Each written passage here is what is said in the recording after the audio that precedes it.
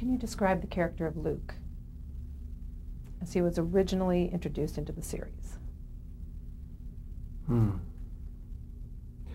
Luke was a street kid who literally grew up in the streets. His father had been an alcoholic, and his mother died of a burst appendix because she was afraid to tell his father that she was not well. And as Luke has said, the old man watched her die and then finished his bottle and walked out, and we never saw him again. Luke was then, I think, 9 years old, and his baby sister, Bobby, played wonderfully by Jackie Zeman, was, I think, 4 years old at the time. So Luke took her, knowing that the social services would probably put them with foster parents, took her and made a trip from Rochester, New York to Florida, where their Aunt Ruby had a house of ill repute. And he grew up then in a whorehouse. It's a great backstory for any character. But he was and remains a man who, or a young man who had no regard for authority, his morality is in flux at all times. He's an anarchist. He believes that what he chooses is the correct way. He worked for the mob, whatever that is, most of his life as a drug runner or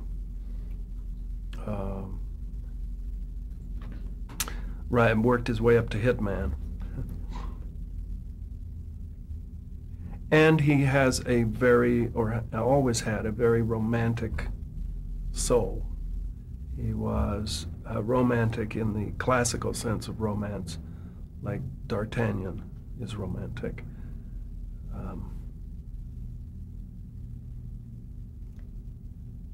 And all this backstory, was it in existence when you started, or was this something you created? Was it written by writers, or? You know, I'm not sure how much of it I created and how much they heard me and worked with it. I know that the story of the father and the death of the mother and taking his baby sister to Florida was all written. I have expanded through the years on it, and have had the great freedom to add lines when I felt it was appropriate to help flesh out the character.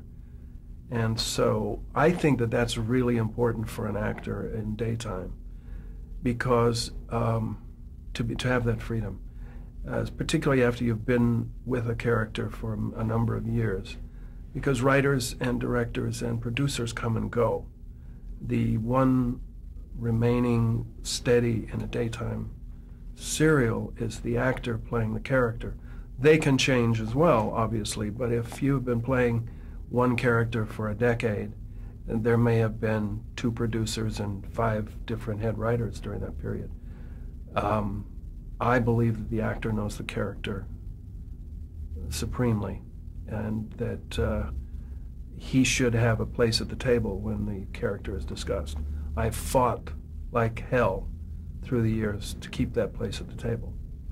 I don't have to fight anymore. It's been given to me, or that space is there for me. But I think it's very important if you're invested in a character and you're giving it your life 5 days a week. I don't go for this thinking that, oh, it's just a soap opera. I approach my work like it's important work. And I don't think I would be here if I didn't. And it's important enough to me to maintain an integrity to a character and to keep the original idea of him. He was to be an anti-hero. He was to be off-center. He was to be something unique in daytime. And I have fought with many writers and a couple of producers through the years to hold on to that unique aspect to him. And I would encourage any actor playing a character in a serial for decades at a time to do the same. Otherwise, you fall through the cushions of the sofa, you disappear, or you become whatever emotional color is needed at the moment. I refuse to be that for them, because that is not real. There's too much blood on the walls that belong to me to be a color for a scene.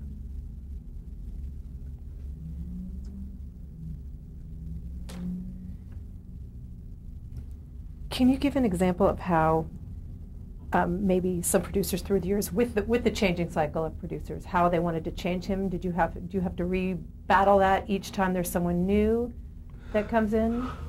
I've been extremely lucky on General Hospital in that I've only had 3 producers during my period. There was, of course, Gloria, and then there was Wendy Rich, and now we have Jill Farron Phelps. Jill was the music producer when I first came on General Hospital, so she knows the roots of my character and the roots of the show, and has always honored that. Has always encouraged me, just as Gloria did, to stay authentic. I had trouble with Wendy Rich in that she didn't understand the character nor like him. She didn't like the shades of gray. She liked black and white. She liked to know who her good guys were and who her bad guys were. And she hired writers who agreed with her. My hardest time on General Hospital was when a woman named, I'm drawing a blank, a wonderful writer, by the way, Claire Labine, was writing General Hospital. And Claire came to me in my dressing room one day and said, I don't like this character. I can't write him the way you want to play him. I suggest if you want to be that Luke Spencer, you go to another show. I was floored by that, because first of all, Luke Spencer is a General Hospital creation. You don't take him to another show. And secondly, how can you not like a character who's so complex? How can you not appreciate writing a character that is so non-cliche? So I said to her, I will, why don't we both think about this, and why don't I leave your scripts alone? Because from the beginning, I was tampering with scripts. From the very first time I was on General Hospital, a lot of it came out of improvisation, a lot of it came out of just the freedom that Gloria gave me to find my way. And so I've always never read a General Hospital script without a pencil in my hand. First thing I do is get rid of all cliche expressions. The bottom line is, I can't even go through them, but most soap scripts are littered with them, and every character speaks alike if everyone uses these expressions. No one has a unique rhythm. Only the actor can bring the rhythm when you're saying lines that could go in anyone's mouth. So I have always fought against that and found other ways to say what they wanted me to say. But I said to Claire at the time, let's take 6 months and I will be what you want me to be, and let's see how that goes at the end of the time. Well, she thought I was wonderful. She said I was a great actor, and it was great. And I was absolutely miserable. I was not playing Luke Spencer. I was playing a sofa cushion. I spent most of my time feeding the family dog and being a really good dad. And I had no intention of being that. So I said I'm going to leave. And I didn't have to because she left. But that fight, that epitomizes what I've done for all the time that I've been there. I have a very strong idea who the man is. I'm open to discussing it, but I'm not open to changing my mind. Let's go back to when you first came on the show. Yes. And how your character was introduced into the storyline. Oh, let me tell you a quick story about writing, because Bob Guza, who's our head writer and a wonderful writer and probably understands Luke Spencer as well as anyone who's ever written for me, started as a script writer in the early days when I was on General Hospital. And he tells a story about when his first script aired, Gloria called him and said, "Well, Bobby, how do you feel? Your first script has been on the air." He said, "Well, I feel really good, except Tony didn't say one line that I wrote." And Gloria said, "But Bob, darling, he meant every word of it." Says it all, huh? Absolutely. All right, so let's take it back. Yes. Around that time when he was starting to write. How the character of Luke was first introduced into the show, mm-hmm. and how he fit into the dynamic of the show at the time. Luke was introduced, my first scene was in a bar. My sister Bobby had called her brother and asked him to meet her. She was having love problems. She was in love with little Scotty Baldwin, and this young woman that Scotty was courting, named Laura Weber, was giving her problems. So she wanted her big brother to come in and basically ring their doorbell and run. What I was to do was to arrange to keep Laura out after curfew so that she would get into trouble. And I remember Gloria said, you just crossed from the bar to the table. And I thought, okay, what am I doing at the bar? They didn't give me drinks, so I got the stage manager to get props to hand me a wad of $100 bills. So I came in counting the money, because in my mind I had just done a drug deal. And so we established immediately, at least in my mind, that he had a life beyond ringing doorbells and running, and that his sister was in a dangerous place. Gloria loved anything that I brought and encouraged it, as I said before.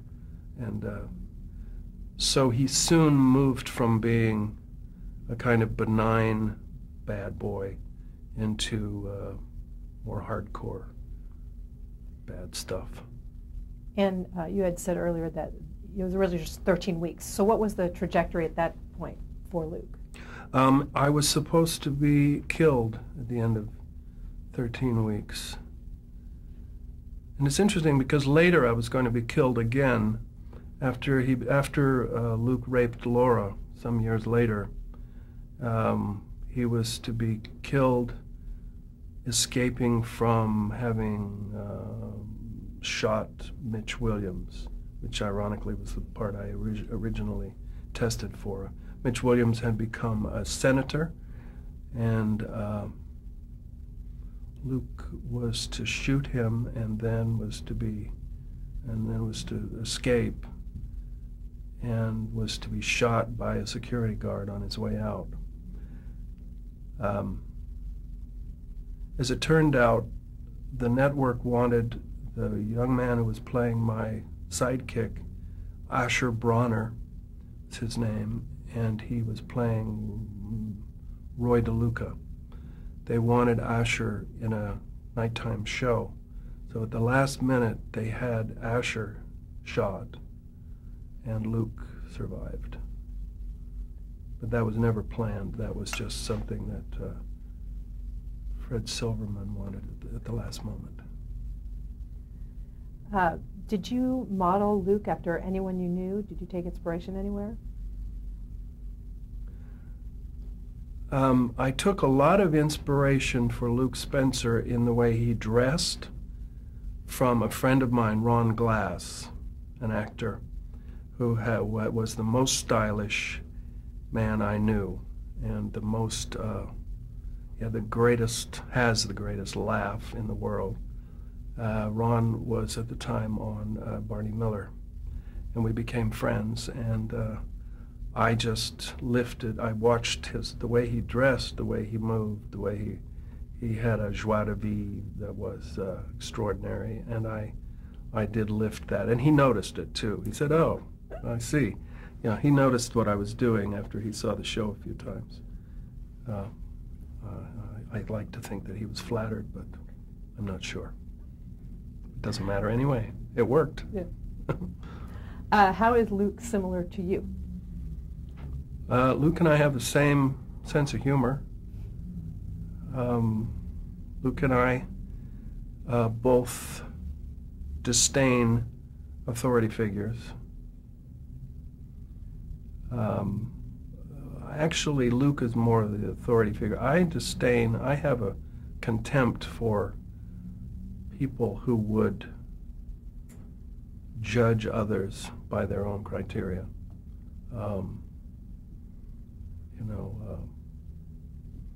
Religious figures and so-called morality czars, people like that. I have a contempt for them, and I have brought as much of that to Luke as possible. Will you give me a few of Luke's good traits, some of his bad traits? Good traits, he's loyal. He will go to the ends of the earth for you if he loves you or is your friend. He's courageous. He puts his life on the line with very little thought of losing it if he thinks that it's necessary. He's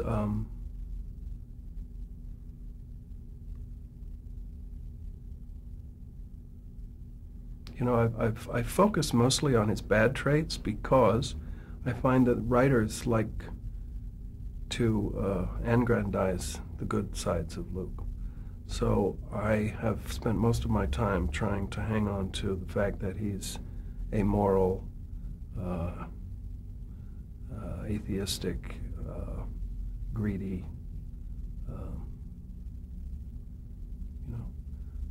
the dark side. Because I find that the light side is going to be sort of taken care of by others. I think that he has a romantic, as I said, he has a romantic soul and spirit, and I'd say his loyalty is probably his finest trait. Some of the most memorable time on that show was during the disco era. And how do you think that was reflected in the show? The disco era? Mm-hmm. Well, the disco era. I don't know.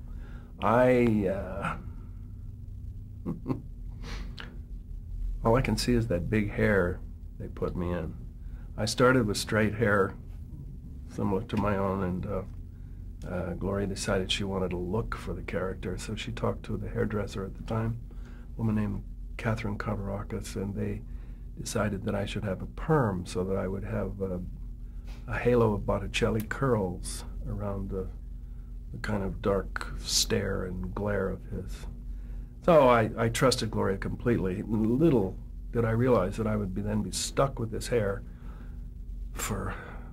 Finally, when I went back in 1991, I had the hair for a couple of years. So I became hair-free, product-free, perm-free in about 1995. That was a long time to deal with that look. So, and that was very much out of the disco era. I don't know, the campus disco that Luke ran at the time was a silly little place with a mirrored ball and a few colored lights, and I don't know. How did it reflect the disco era? I don't know, because I didn't really spend that much time in discos myself. In fact, I went out very little in the 1980s. I stayed home most of the time. It wasn't comfortable to be in public. I was too easily recognized and had some bad experiences, so I became fairly reclusive during that period. You talked earlier about Gloria Monty and what you liked about her, but how did when she was working on General Hospital in the early days, how is it different than the other soap sets you'd been on, and did she make some noticeable changes on this specific show? The biggest difference, and I would say, having been on 2 other soap sets, Bright Promise and Young and the Restless, to Gloria's set, was that she had utter and complete control. She was an auteur, producer. She was in the booth every day. There was not a day that went by that she was not there. As long as anybody was there, she was there. She wouldn't ask anyone to go or do anything she wouldn't do herself. She changed scenes in an instant. She would come out on the floor, and if she didn't like it, it was immediately changed. To the degree that the first year that I had an Emmy submission, one of my scenes was completely improvised. It was a scene between Jeannie and I in a doorway, I recall. And Gloria came out after we had taped it once, took us aside and said, "It just isn't working. I don't like what you're saying. It's not." So she said, "Let's try this. Tony, this is what you want. These are the points that you need to cover. Jeannie, this is what you want. These are the points you need to cover.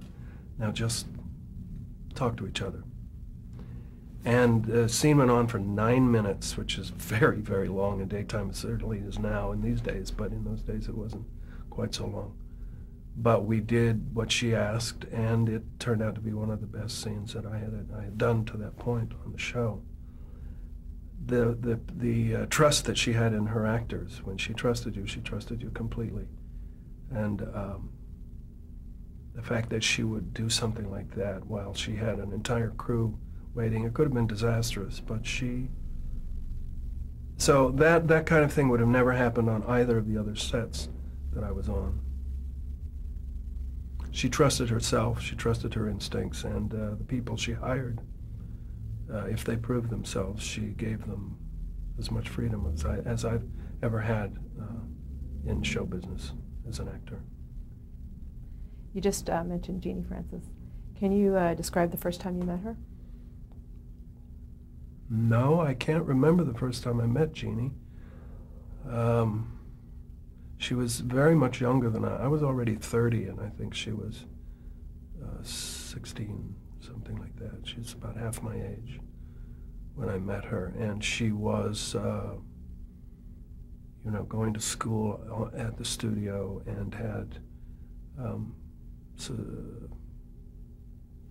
those people, those wranglers they have with children, whatever they're called, around her all the time. So the only time we ever had any time together was when we were doing scenes together. I was taken immediately with how beautiful she was, of course, and her eyes are amazing. Very easy to fall in love with Jeannie Francis.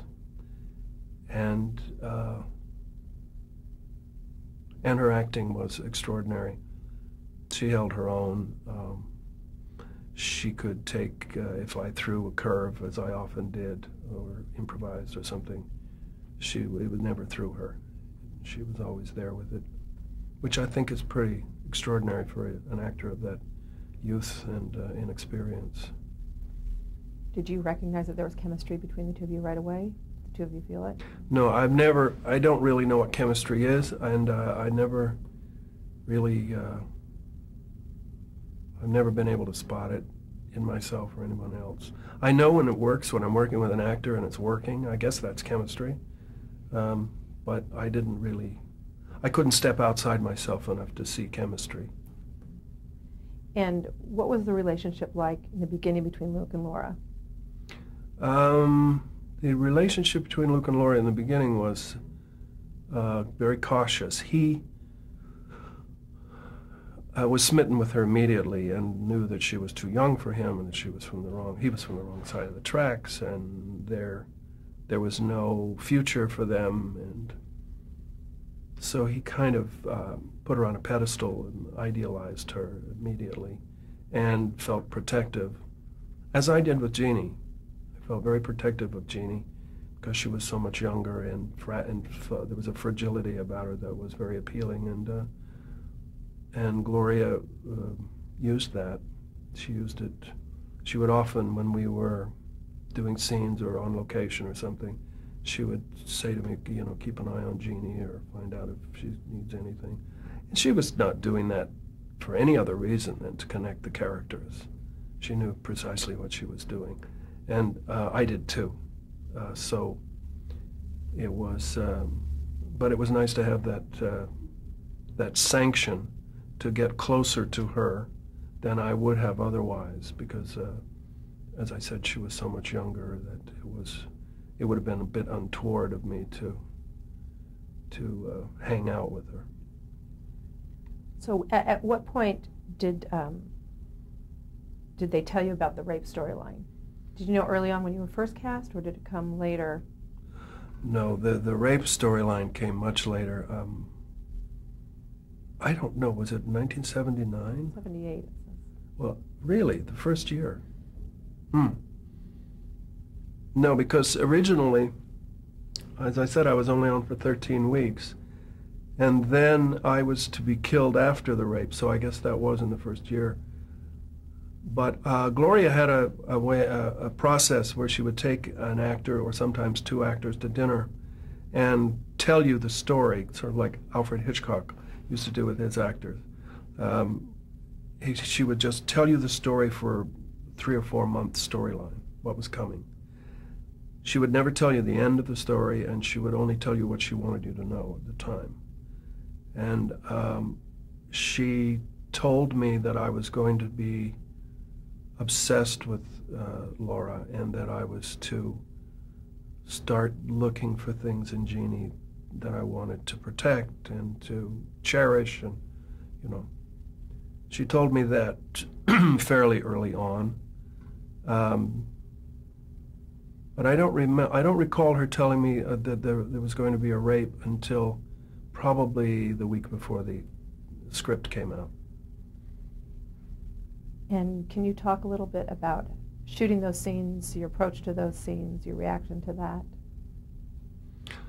Well, I thought it was great that we were going to get to do this, that his obsession was going to turn so dark that he would cross the line and actually rape her. It was very well written, and it had been laid out. It had been the steps towards it had been so carefully. You know, we had done them very carefully. I looked back after we had done those scenes and thought how amazingly Gloria had taken us step by step to that place without telling us where we were going. It was well written. It was very well directed by Alan Pultz. And Gloria was there, of course. And I always loved the idea that we were doing something that was going to outrage or confound the audience. I love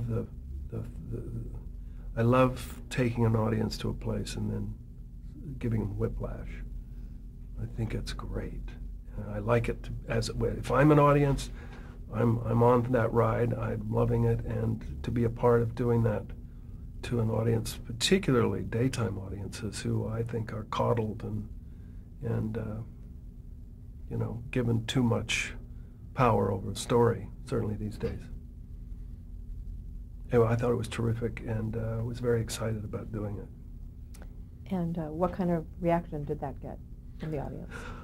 Well, the reaction was not as they expected, because, as I said, I was to be killed afterwards. It was his retribution for defiling the young ingenue.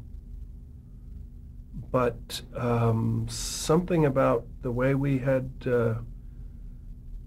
done the scenes and the steps leading to them and the way it had been laid out by our writers, the audience ended up having almost as much sympathy for the rapist as the rapee. And that was a very big surprise, I think, to everybody. Maybe Gloria not so much, because I think she always was looking to keep this character alive.